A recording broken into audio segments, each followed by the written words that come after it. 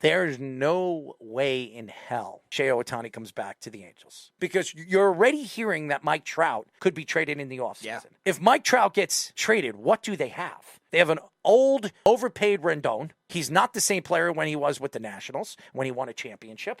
This team is done. Ownership has thrown too much money in Albert Pujols and Mike Trout, even Shohei Ohtani, all this money that they invested, and the team never makes the playoffs. They're not even a playoff team. They're in a division that they're competing with a young Seattle team, a Houston Astros team that won a championship last year. They do cheat, but hey, if they get away with it, they get away with it. They didn't cheat last year. No, that's what we think we know. Well, true. Nevertheless, I do not see Shohei Ohtani going back to the Angels. I've heard a little bit that the Boston Red Sox could be one of the teams that he'd be interested in going to. Yeah, no more high bloom there, so maybe they hire somebody who wants to take big swings. It's crazy. He has said that he is interested in the Boston Red Sox. He doesn't want to play in New York. I cannot see him going to New York. If he comes out east, I see more Boston than any of the New York teams. I think Boston will absolutely open their pockets. If you can get Shohei Ohtani and you can get one of the best players, if not the best player in baseball, why would the Boston Red Sox say no? And they have enough ownerships that are going to want to spend even taking over from the GMs, too. If it's not the Red Sox on the East Coast, maybe it's a team like the Phillies. We know Dave Dombrowski loves to spend. I haven't heard anything about the Philadelphia Phillies. I could see Mike Trout going to Philadelphia Phillies in the offseason. Yeah. I also believe the Mets are going to be in on Mike Trout. Mm-hmm. I don't think it's going to be Shohei Ohtani. I see more Mike Trout than Shohei Ohtani for the New York Mets. But it is an interesting coincidence that, of course, the doctor that did his surgery also is the team doctor for the Dodgers, too. Is there going to be some kind of tampering involved with that kind of thing? Because the Dodgers obviously didn't spend a lot this offseason. They were purging a lot of their other contracts, so they've definitely been trying to save up for that big kind of move. We've also heard Seattle kind of after the All-Star break, too, having Ichiro over there, too. There's definitely that Japanese baseball reputation, high Asian American He's not going to Seattle. I know everybody wants to believe that with the young team that they have, Ichiro is probably speaking to him and trying to persuade him to go to Seattle. He's not going to Seattle. It's either the Dodgers, San Francisco, the Padres, or the Red Sox. He's not going to the Yankees. He's not going to the Mets. He's not going to the Phillies. He's not going to the Marlins. The only way he comes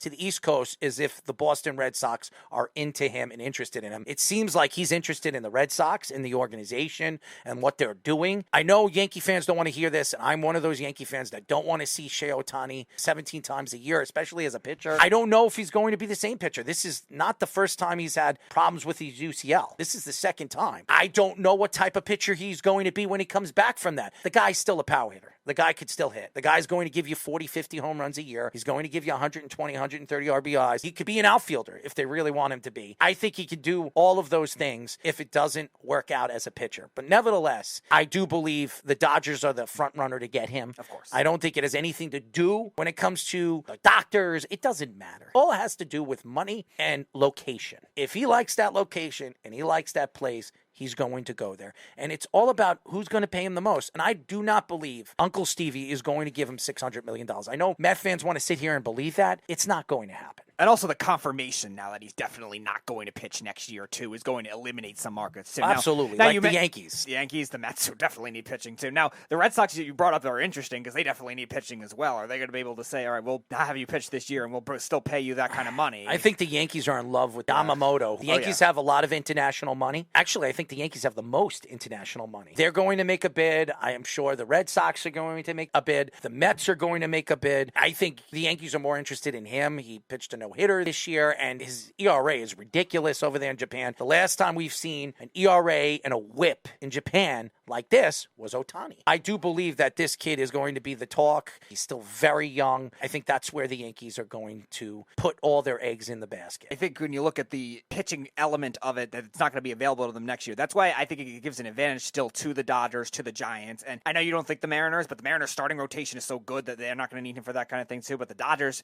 they find pitchers galore. Even with all those guys hurt this year, they're still finding ways to win. The Giants are a very good pitching factory as well. Has not been as much this year, but they know how to rebirth pitchers and develop pitchers well. So those are the three teams that probably don't need him to pitch, obviously, in 2024, now that that's confirmed, and have more leeway to give him that kind of money and still be able to be a competitive team this year. The Padres, you mentioned, it definitely fits their reputation with the way they like to spend money, but their pitching has been kind of down this year, too. They like open up their pockets. Yeah, besides Snell, who still might win the Cy Young, Snell, but the rest of their rotation's been down. Musgrove's been hurt a lot of the year, too, so he hasn't been the same as he was last year. Yu Darvish still looked old this year too. Are they going to try to take that kind of chance? But I think those three teams, the Dodgers, Mariners, and Giants, all have so much leeway now. And you're right, the Giants still might try to outbid the Dodgers because they're the rivals in the same division.